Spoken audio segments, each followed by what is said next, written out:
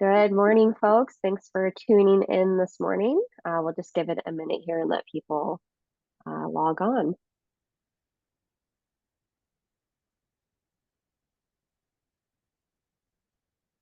Andrew, you're saying you're in Barcelona right now. That's right. Yeah. What's It's been your favorite glass of wine and favorite food that you've had so far over there? I it's hard to name specifics because there's so much good stuff. I will say last weekend we went back out to a cava producer that's maybe half an hour outside of the city. And uh, the name is in Catalan, and I'm terrible at remembering it, and I don't want to butcher it. Um, but it's a kava producer, really small kava producer that has been making wine since the 1500s. And Oh, wow. they have a restaurant. It's a really unassuming restaurant with like an open flame kind of barbecue. And it's just wild to like walk there and be like, this house is older than my country. And that the people and that the culture of this place has been making wine and making cava for so long, and it just gives a Mhm. real sense of perspective and kind of awe of Oh, just yeah. how much. Anytime I travel, I just like if there's an old building, I just put my hand on it. Yeah, It's like incredible that, like you said, older exactly. than your own country. Right. Yeah. Um, in terms of food, I think the simple tapas are great. Like, I think if my wife and I, for whatever reason, had to, and our new daughter had to move back to the States or move somewhere else, I think the thing that we would take with us is just pan con tomate, which is just a simple bread with garlic and tomato rubbed on it, and then Uh-huh. some olive oil. It's just such a simple, Oh, simple dish, but delicious. it's fantastic. It's so great. Yeah, Nice and summery, and you can definitely pair that with many types of wine. indeed, indeed, you can. Yeah, Yeah. Okay, we've got a solid group here today. Thanks for tuning in. I'm going to pass it over to Andrew to get the webinar started. great. Thanks, Tessa. Uh, I started Transom's last Commerce7 webinar with a story, and I thought I'd do the same for this one. A long time ago in France, there was a small chateau that produced wine. The house had been making wine for generations and had become very good at it, and folks would come from miles around to taste their wine. The problem was the house was out in the country, so not many people ultimately made the trip. So each week, the family would pack up their cart and take it to the market to sell their wine. This was their least favorite job. While they did sell some of wine to the townspeople, the journey was long and the roads were muddy, and the horse was an old swayback mare who plodded along aimlessly, barely moving itself, let alone their cart. Over time, they loaded smaller and smaller carts, and sometimes even pulling the cart themselves while their horse loped along behind. Eventually, the journey to the city became a chore, a weekly nuisance to be endured, selling just enough to make the trip worthwhile. They found it was much easier to focus on the handful of people who would stride down their drive and taste their wine and tell them how delicious it was, and purchase a few bottles to take home with them. Over time, the horse and cart gradually settled into a state of benign neglect.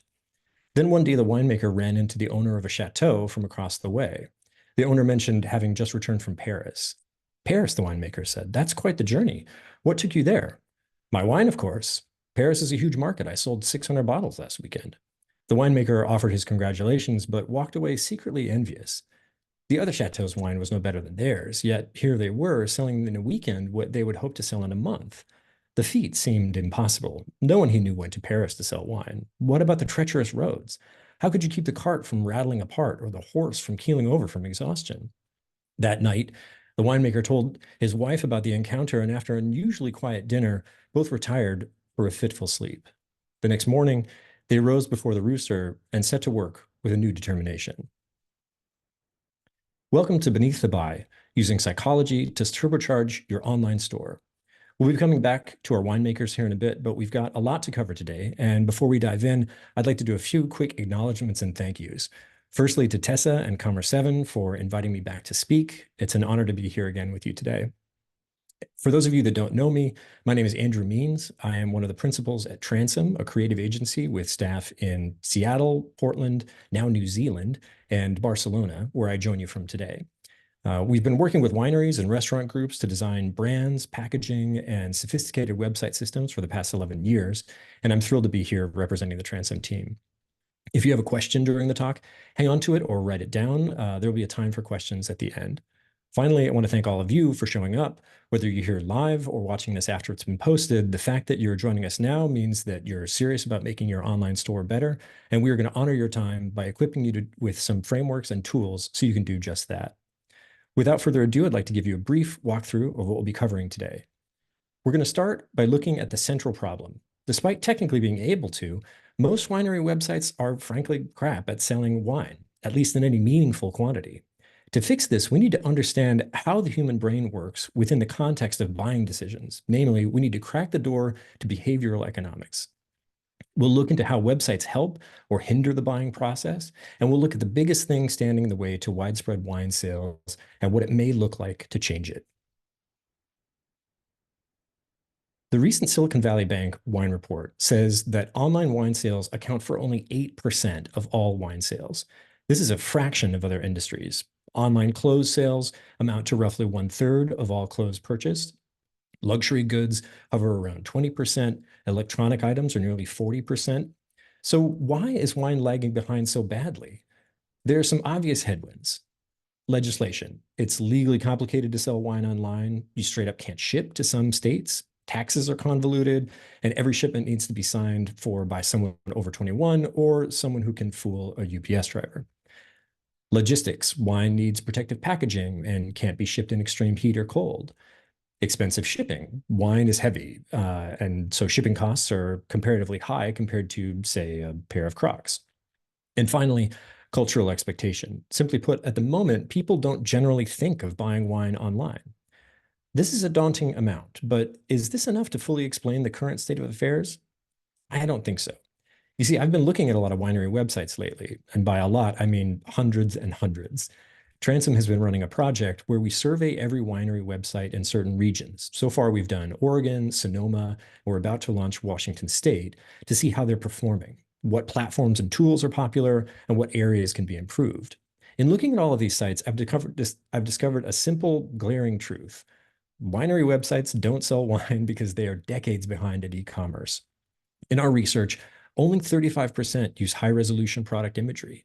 Only 15% utilize related products or offerings on product pages, and less than 20% use payment wallets, and only 3% use checkout assists like cart carrots. The vast majority of winery websites are the equivalent of a dusty hardware store run by an old man who you're pretty sure is a member of the Albanian mob. Technically, you could buy something there, but most people don't. The good news is that there's very little stopping you from turning your dusty hole in the wall into a beautiful, welcoming shop that people love to purchase from. And today we're going to equip you to do just that, all through the lens of behavioral economics. So, what the heck is behavioral economics? Briefly, behavioral economics is a field of study that combines psychology and economics to understand how people make purchasing decisions. Unlike traditional economics, which assumes that people act rationally and in their best interest, behavioral economics recognizes that cognitive biases, emotions, and social factors influence decision-making. From a traditional economic standpoint, the winery that makes the best wine and prices it accordingly should sell the most. However, that's not how it works. I'm sure everyone here can think of a winery that is selling way more of their crappy wine than they ought to, or a hidden gem that is selling way less of their wine than their quality deserves. Maybe that's your winery. Maybe that's why you're here. Well, we're going to help you with that. When we move from traditional economics to behavioral economics, we're confronted with a hard truth. Your product is only part of the equation. This can be particularly difficult for wineries, especially independent ones, and a myopic focus on product is an endemic problem in this industry.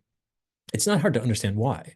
For many of them, they're in the business for the love of the product. They toil, they sweat, they bleed to make the best wine that they possibly can because they believe in creating something that brings joy to people. They invest thousands in finest French barrels, optical sorting tables, pumps, nitrogen generators, all in the pursuit of making better wine, which does work, but they skimp on the very marketing that would actually deliver their wine into the hands of the people they wish to make happy. It's like a racing company who puts increasingly talented drivers in old jalopies. I don't understand why they're not winning races. They're so talented. To sell in the way that I'm sure you want, we need to acknowledge that we're not selling to robots. We're selling to human minds. We're selling to minds that have evolved not to navigate the aisles of Barnes and Noble while avoiding that kind of friend whose name you forgot, but to navigate the paths of the prehistoric forest while avoiding the saber-toothed tigers who want to eat you. Despite how proud we humans are of our higher level cognition, we're motivated primarily by three things: rational decisions, feelings, or habit. Rational decisions are slow and take the most energy, but result in nuanced actions. Feelings are amazing rubrics which help us to navigate the world and act quickly. Habits are shortcuts that allow us to do things without even thinking or feeling. Most of the time, we operate in the lower two, and our rational mind takes the credit, weaving a narrative of why we did X or Y. To paraphrase science fiction author Robert A. Heinlein, we are not rational animals, we are rationalizing animals. The story I heard once was that it's like a wild boar careening through the jungle with a monkey on its back. The boar weaves to the left, and the monkey says to himself, "We went to the left because the best fruit is over there." And the boar weaves to the right, and the monkey thinks, "We went to the right because it'll be difficult for a tiger to follow us." But the boar thinks about none of these things. It's just following the scent of a potential mate. Now, our brains are neither the boar nor the monkey. They are both. So if you want to sell, you have to take into account who calls most of the shots. That brings us to core truth number one. People will sometimes believe what you say about your product, but they'll always believe what you show them. I'm assuming that many of you have seen Pulp Fiction. Quentin Tarantino's sprawling crime tale has multiple stories weaving around a mythical briefcase owned by crime boss Marcellus Wallace. The case is stolen multiple times and many people die because of it. But beyond the fact that it emits a glow, we're never told of its contents. All we know is how it's treated, namely as an object of immense value, worth killing and dying over. And at no point do we as the audience doubt that, even though we know nothing of its contents. The same goes for selling wine, especially online. Let's look at two examples of a winery website. I'm getting an error code here. One moment. Let's try this one more time. Tessa, are you able to see my video here? I am. Yep. Okay, great. The first one uses small, low-res images. They've got some specs, a description in very fine print with a score thrown in as an afterthought and a purchase button. That's it.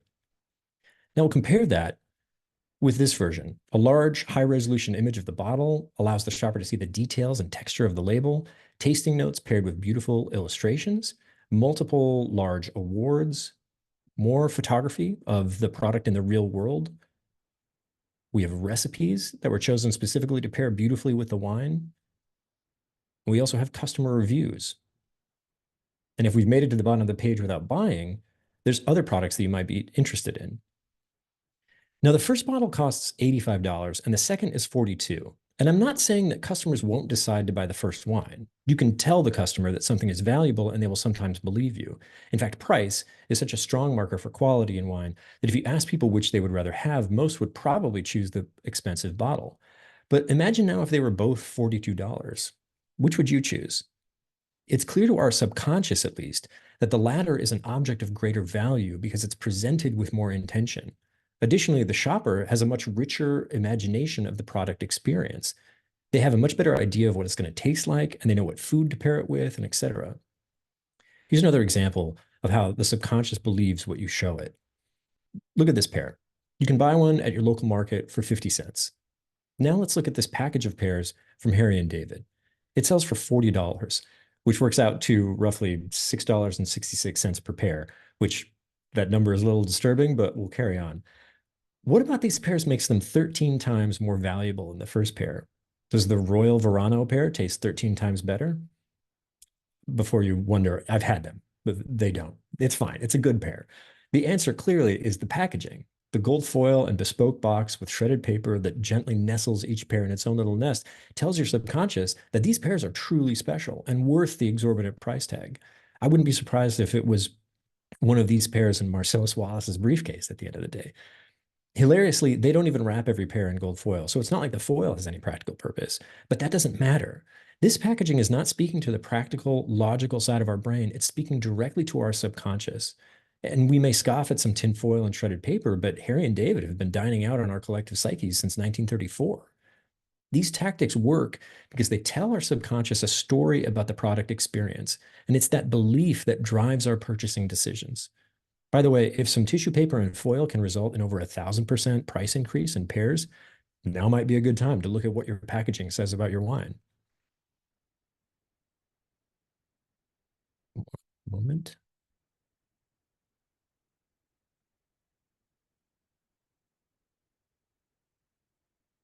We covered the imagination of the product experience in our previous Commerce7 webinar, The Power of Storytelling, but it bears repeating.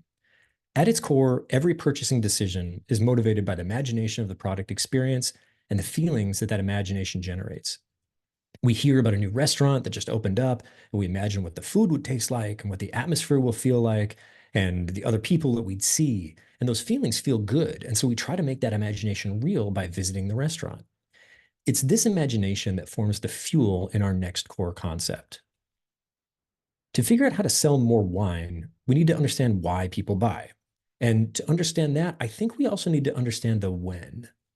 Just because the actual purchase might happen at the click of a button, the act of purchasing isn't something that happens in an instant. It's the culmination of an entire journey. Imagine, if you will, an island in the ocean. Its lush forests and white sand beaches make it a hugely appealing place to visit. Our protagonist, Chloe, hears about the island and has decided to go check it out. She hops in her boat and starts paddling. But there's a strong headwind that makes progress slow. No matter, her friend said the island was really great. She keeps paddling. But the island is shrouded in fog. It's difficult to see clearly. Well, I'm sure it's still cool, right? Then she sees the treacherous rocks surrounding the island and the huge waves crashing on the shore. Chloe thinks, on second thought, I'll just go back to the harbor I know. Now imagine Chloe hops in her boat, but the wind is blowing toward the island, making progress quick and easy. The island is free from fog and she can see it clearly. On her way, she passes by people coming from the island telling her about how great it is. And as she nears the shore, she finds markers that clearly show the way through the reefs. As Chloe steps on shore, she thinks, I'm so glad I came. Each of these stories is a battle between two forces. On the one hand, Chloe's imagination of what it will be like when she reaches the island, the thing fueling her actions, and on the other, the friction along the way. Whether she reaches her destination or not is entirely down to which of these is stronger, and it's exactly the same with any purchase, especially online. So let's look at some of the ways that we can cultivate that motivating imagination and also some common obstacles. Where Chloe deals with a headwind, website visitors deal with slow site performance. A site that loads more quickly is one of the single most important factors of how well it will convert. Over the course of Transom's ongoing winery scorecard project, we've got a pretty good picture of how winery websites are doing. Let's take Oregon, for example. Here's Google Lighthouse's 1 to 100 range. Higher numbers are faster loading sites. What do you think is the most common score for winery websites in Oregon? Well, it's here, between 20 and 30 points, which is bad. Other regions fare a little bit better, but site performance is a real problem for this industry. Heck, performance itself might help explain why winery websites are failing to bring in sales. We can draw that conclusion because there's a clear correlation between site performance and conversion rate.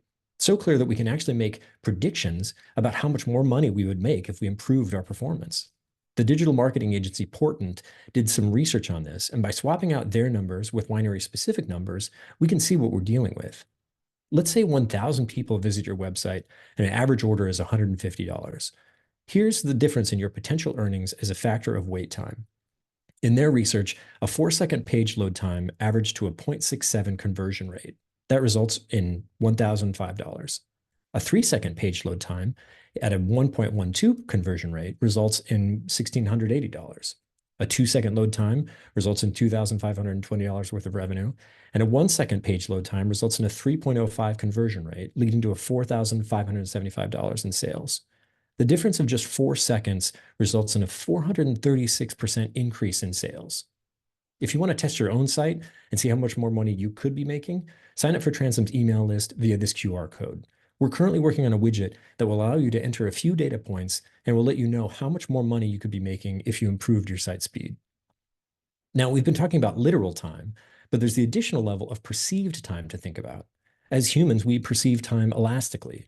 Ask any 8-year-old stuck watching C-SPAN, and they will tell you about how slow time can crawl. And we humans hate waiting. In fact, we often perceive wait times as longer than they actually are, and we recall them as being even longer. This works both ways, though. You can reduce perceived wait time through the use of indicators like spinners and progress bars. In fact, these simple elements can trick our brains into believing that pages are up to 10% faster than they actually are. So just by reducing the time people spend waiting, we can achieve a transformative increase in sales. And performance is just one of the areas where we can ease friction. Remember, your ultimate conversion rate is a factor of both the fuel and the friction your visitors experience. Now, we're going to get into more of both of those, but I want to take a minute to emphasize something important here. If you can change a single variable, wait time, and drastically increase sales, what does that tell us? That means that these people are already on your website and they already want to buy your wine. I want to repeat that because it's really important. There is already some amount of people who would buy your wine, but their imagination of the product experience can't overcome the friction in the system. The problem is most wineries aren't actively monitoring and analyzing their web traffic, and as such, they aren't seeing the people who turn back. If you were sitting in your tasting room and watching people get halfway up the driveway and turn around, you'd wonder why and start investing time and money to fix it. But I see hundreds of websites that routinely turn thousands of people away by their design, content, and performance, and I can guarantee you their owners have no idea how much money how much money they're losing by failing to optimize for sales. So we just talked about a source of friction. Let's talk about fuel. Say you've invested in an Instagram campaign to get people excited about a new release. If you've done your job right, you'll have people arriving at the site with a good deal of curiosity, maybe even an intent to buy. From the moment they arrive on the site to the second they confirm their purchase, your visitors will be hit with any and all friction inherent in the system, even alerts from their phone or distractions from their kids. So it's critical that you continue to add fuel to their imagination of the product experience so that they can power through to buy. Here's just a few ways to do it and why they work particularly well. The first way is big, lush imagery. A large, detailed product image does a few things. For one, it presents the product as something important. Our brains instinctively link size with value, and a larger picture tells the visitors that this product is more valuable. Secondly, large images allow the visitors to see the product details, the embossing of the type, the texture of the paper, and imagine touching and holding the product in their hand. This utilizes a quirk in our brain that Apple actually utilizes in their physical stores and works online as well. You've probably noticed that Apple stores aren't like other stores. Instead of on shelves, they have the products out on tables, encouraging people to touch, handle, play with them. They do this because as humans, once we've touched something, our brain triggers a perception of ownership and consequently loss aversion. Apple wants you to experience what it's actually like to hold the phone or draw on the iPad because your subconscious will feel like you own them. And it'll feel like you're leaving part of yourself there if you walk out the door without one. The fascinating thing is that this works without a product being physically present. Images and even words can trigger the touch sensors in our brains, making us imagine we're holding the product and creating the same sense of ownership. This brings up a pet peeve of mine, the fact that virtually no winery website shows more than a single shot of each product. I know the back label might be an afterthought for some wineries, but showing multiple angles, close-ups, and even, for example, these 360-degree animations that we did for a client will turn a flat 2D representation of the product into a three-dimensional object of desire. We can further the imagination of the product experience through other sense cues. Obviously, taste and smell are big ones for wine. These are generally supposed to be provided by the tasting notes, and sometimes particularly well-written tasting notes can provide these. But I don't need to convince any of you that the vast majority of tasting notes are bad. They're opaque, self-congratulatory pieces of writing that more often than not leave people with a less distinct idea of the product experience than before. Now, there's plenty of people who are calling for a reevaluation of tasting notes, so I won't brandish my sword here too much. but I will provide you with a few ideas that will guarantee to elicit a more substantial response. Firstly, flavor profile charts. These may feel simple, even childish, but they give wine drinkers solid reference points that they can use to orient themselves and, importantly, use to compare against your other products so they feel more confident about which to buy. Likewise, food pairing suggestions. Wine has an incredibly complex flavor profile, and sometimes the best way to imagine what it will be like to enjoy is to imagine it next to other flavors. We Americans may not know what red currant tastes like, but we know what a steak tastes like, and even wine novices will have an idea of what wine would taste good with a steak. Food pairing suggestions can also help by developing a narrative or plan. A recipe may remind someone that they have a source of fresh organic chicken or that they've been craving a particular dish, which now feels incomplete without your wine as the counterpoint. Also, flavor images. Pictures or illustrations of scents or flavors will recruit not just the language part of our brain, but also the visual part of our brain, resulting in a much more potent imagination. As I've been talking here, I've had a few words up on the screen. See what happens when we add photos. I'll bet you smell or taste each of these in a way that you didn't before. Another powerful fuel is lifestyle photos. I see so many websites where the only people on the site are the winery owners, smiling in the vineyard, cheersing in the vineyard, family with matching outfits in the vineyard. These are fine. There's nothing wrong with them if they're helping you to create a distinct, memorable, and emotionally resonant brand story. What I see much less of is shots of people enjoying the product, also called lifestyle photos. Many wineries decide not to invest in them because they can be expensive, but there's a reason why every other industry uses them, and that's because they work. And as usual, the reason they work comes down to our brains, namely mirror neurons. Mirror neurons are brain cells that respond when we observe someone performing an action. If you've ever found your fingers twitching when you watch somebody play piano, or found your mouth watering when you see someone drinking a cold beverage, you can thank these empathetic little guys. These neurons play a significant role in lifestyle photography. When your visitor sees images of people enjoying your wine, mirror neurons make them feel as if they were experiencing that enjoyment themselves. This is high octane fuel, as the shopper doesn't have to manufacture an imagined product experience from scratch. It's given straight to them. Mirror neurons are powerful. A case study with an online retailer found ads with lifestyle images increased their click-through rate by 12% compared to simple product shots. Another source of fuel is social proof. I saw a thread on LinkedIn recently where people were debating about whether or not somebody needed to taste wine before buying it online. Some were stridently arguing that it's foolish to think anyone would want to buy your wine without tasting it first. But it occurred to me that I buy wine all the time without tasting it, and so do millions of other people as they stand in the grocery store aisle every day.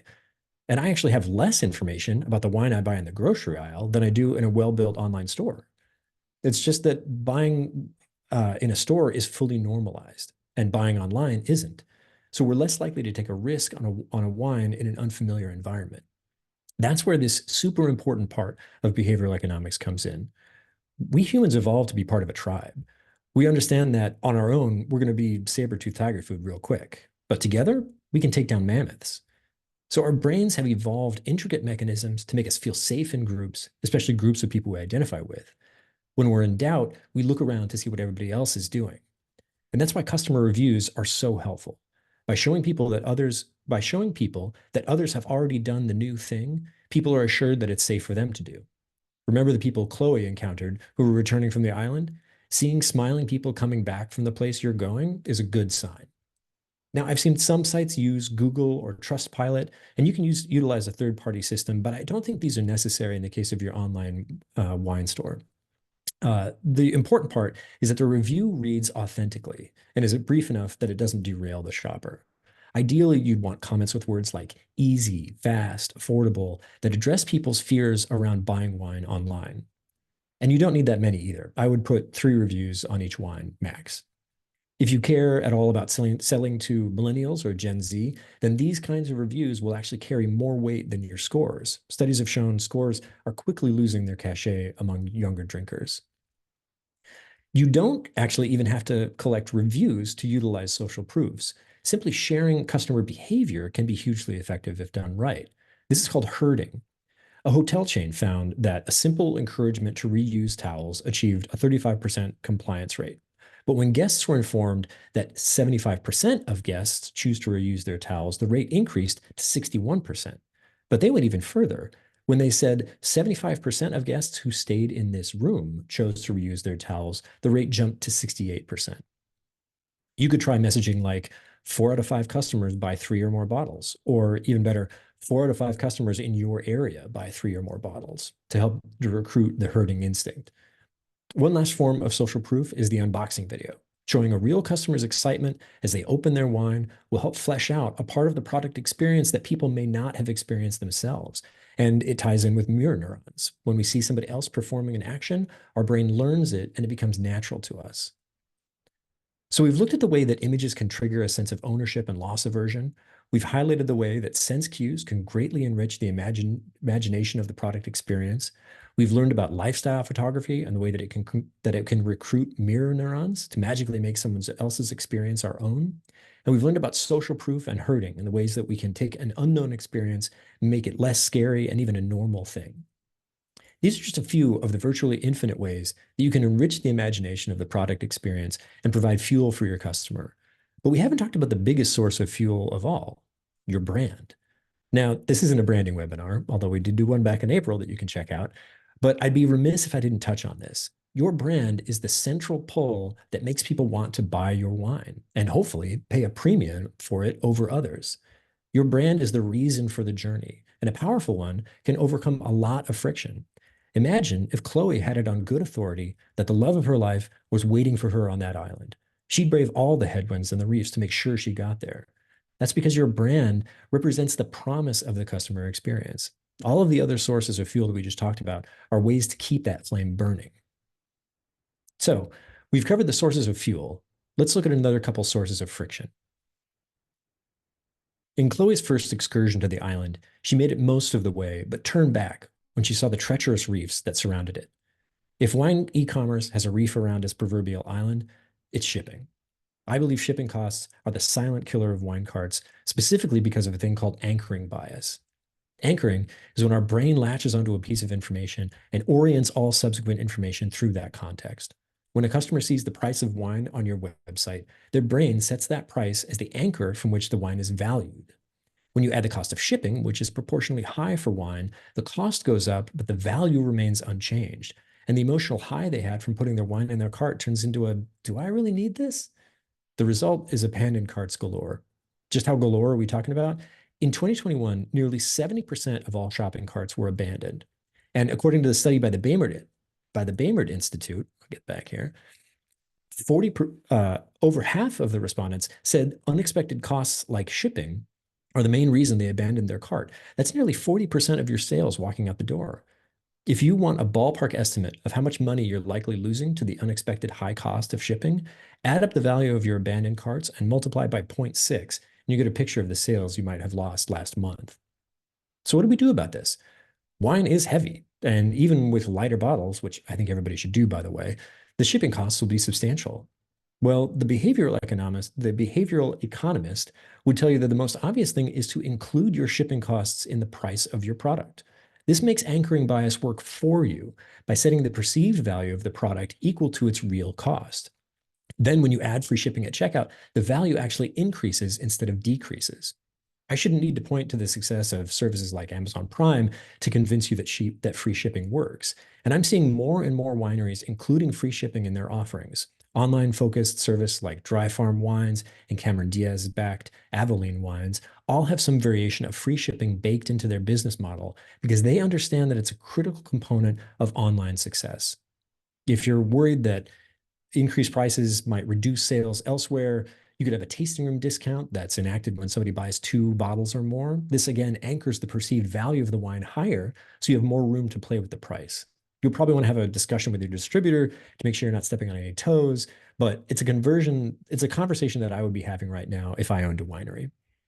Now, obviously, shipping is complex, and I'm definitely oversimplifying things. And there are a million ways to address the problem that shipping and anchoring bias cause. But you know what's not complicated? People like buying stuff online, and they hate paying for shipping. Removing that friction has the potential to result in substantial gains. The rest of the checkout process is not free from friction either. Too often, winery checkout flows include a maddening number of fields or require you to create an account or present confusing and convoluting shipping options. Thankfully, Commerce7's checkout is really good and is on par with the industry standard. But by enabling quick payment wallets like Google Pay and Apple Pay, you can reduce the chore of checkout to a matter of seconds. This is especially important because people disproportionately remember the beginning and end of a process, especially the end. In a study of colonoscopy subjects consistently ranked a longer procedure with less pain at the end as being less painful than a shorter procedure that ended with higher levels of pain at the end. Hopefully, checking out of your wine store isn't quite this uncomfortable, but you can flip this quirk on its head by making the end of the process particularly good to smooth out any hiccups along the way. Take, for example, the post-purchase communication. You may have their money already, but the customer's emotional journey hasn't ended. In fact, this is the beginning of their product experience. And it's a perfect opportunity to either cement the good feelings or erode what goodwill you had. If they have to email you 3 times to get a tracking number, that wine isn't going to taste nearly as good. Spend the extra time to build beautifully designed and eloquent thank you and status emails that keep the customer in the loop and reinforce that you care about them and you'll ensure that the memory of their experience is a positive one. In our list of headwinds against wine commerce, the last one I listed may be the biggest: cultural acceptance.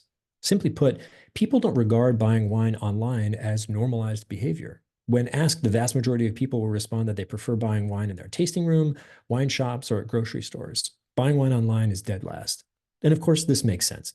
A tasting room, you actually get to taste the product. In a wine shop, you have a seasoned professional ready to give you advice based on your preferences.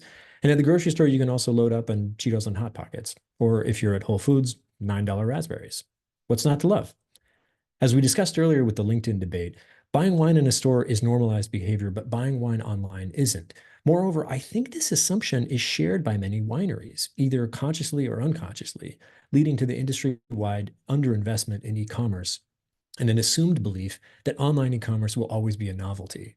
But these kinds of norms can change. They have changed before, and they will change again. In the early days of the internet, the idea of buying shoes online seemed ludicrous. Buying a shoe without trying it on? How could you be sure that they would fit? Then Zappos came along. Their intense focus on incredible customer service, ease of shopping experience, and insanely generous return policy eventually turned them into a billion-dollar business and normalized the act of shopping for shoes online. Zappos achieved this by addressing the largest sources of friction at the time. The lack of a face-to-face trust-building interaction of a retail store was addressed with exceptional, immediately accessible, and unlimited customer service. A customer service agent at Zappos famously once spoke with a customer for over 10 hours.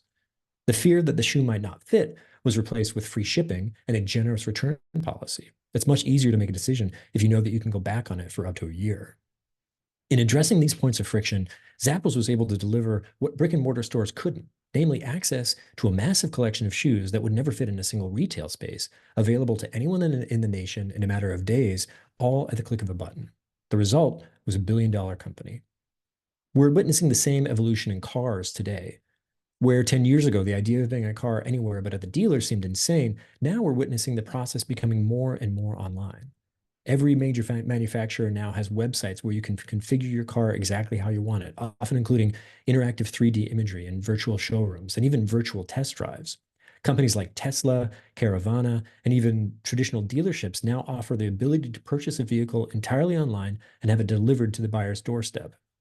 Volvo even has a car subscription program where you can subscribe to one of their vehicles with all the fees and maintenance included. Pick the vehicle you want, hit the checkout button, and they will deliver the car to your door. Now, none of these changes have happened overnight. It was 10 years before Zappos was acquired by Amazon, but the path that Zappos blazed permanently reshaped the footwear industry. And the average person would never agree to buy a car without a test drive. But what if you could send a car back as easily as a pair of shoes? Volvo's subscription service allows you to hot swap cars at will. The same potential is here for us now. Likewise, the same creativity and work ethic will be required too. It's going to take time and dedication to providing a stellar experience for our customers to shift this perception, but as industry after industry has found, the results can be massively worth it.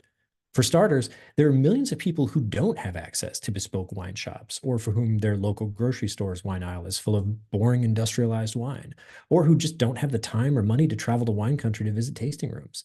The convenience, access, and authenticity that your winery's store can offer can easily be a substantial boon to these people, expanding your reach well beyond your localized area.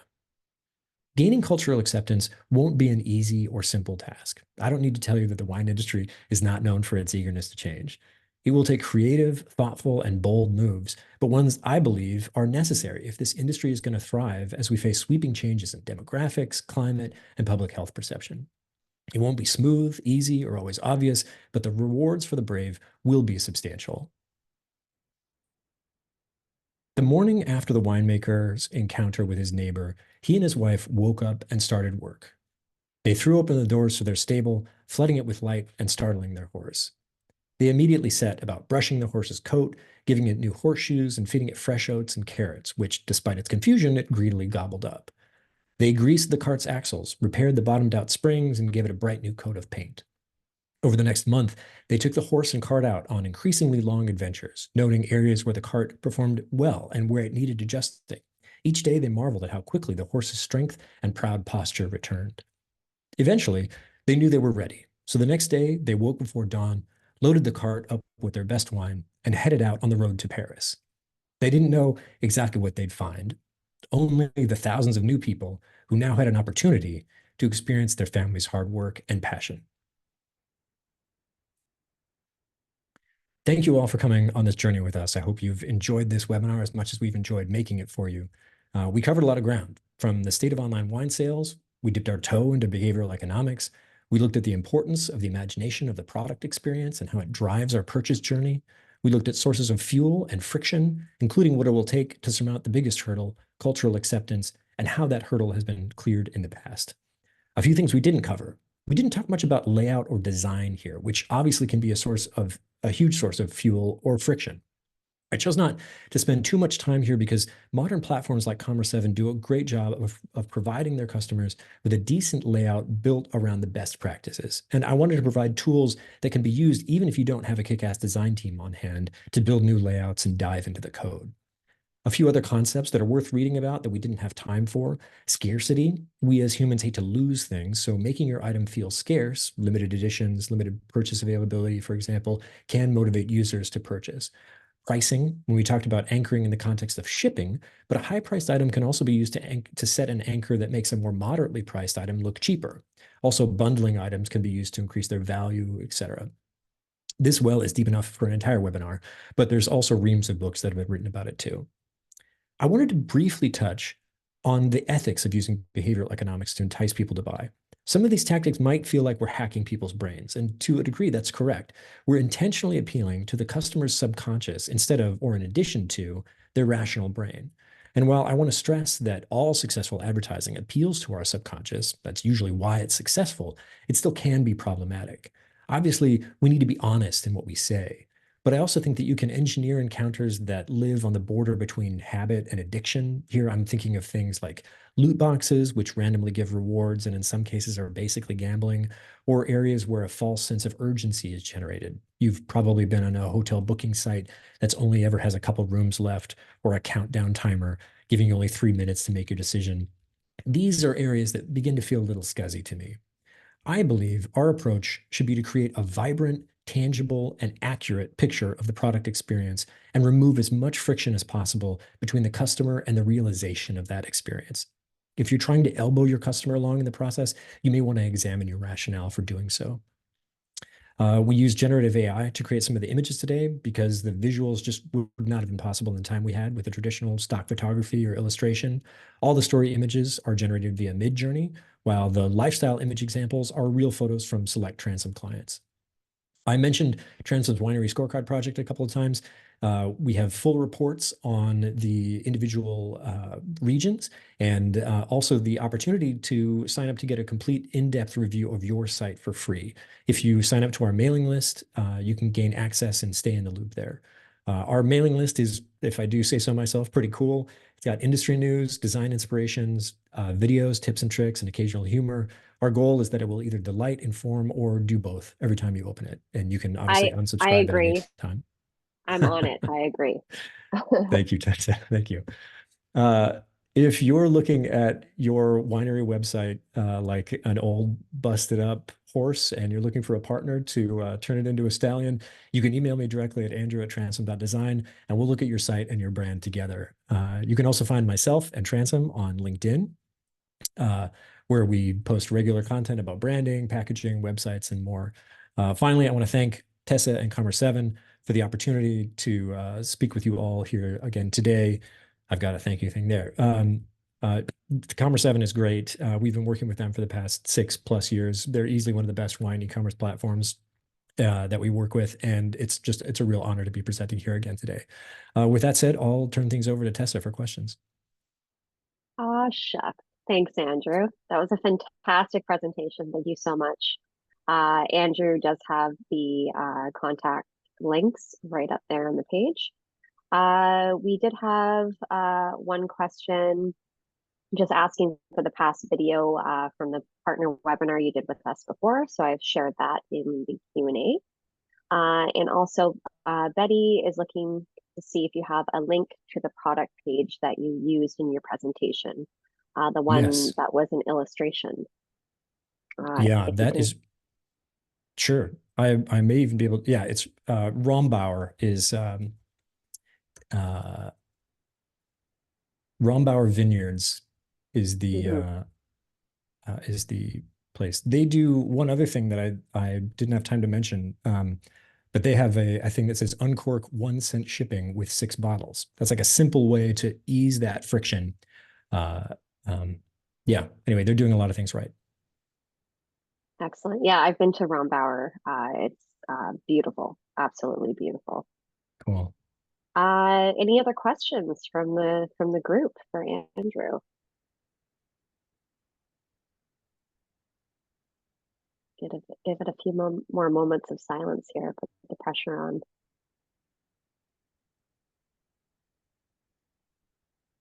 Well, I will finish things off actually with a poll that we have. Let me just launch it here.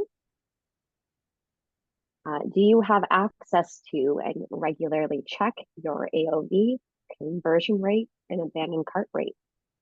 You can respond with I sure do, or no, I do not.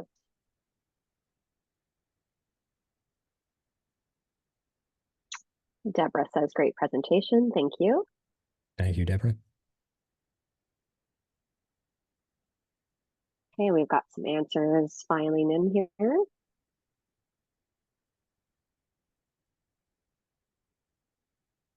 Thank you, Betty.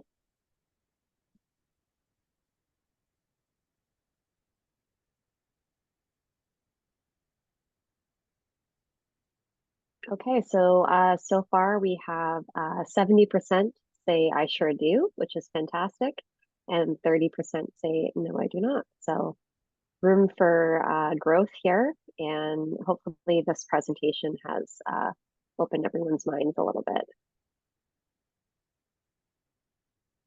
Thank you, Anne. I saw your chat there. Excellent. Well, thank you so much, Andrew. This was fantastic. We will be putting a follow-up email together where we will share a link to this recording. And if you have any questions for Andrew, you have his contact info right there.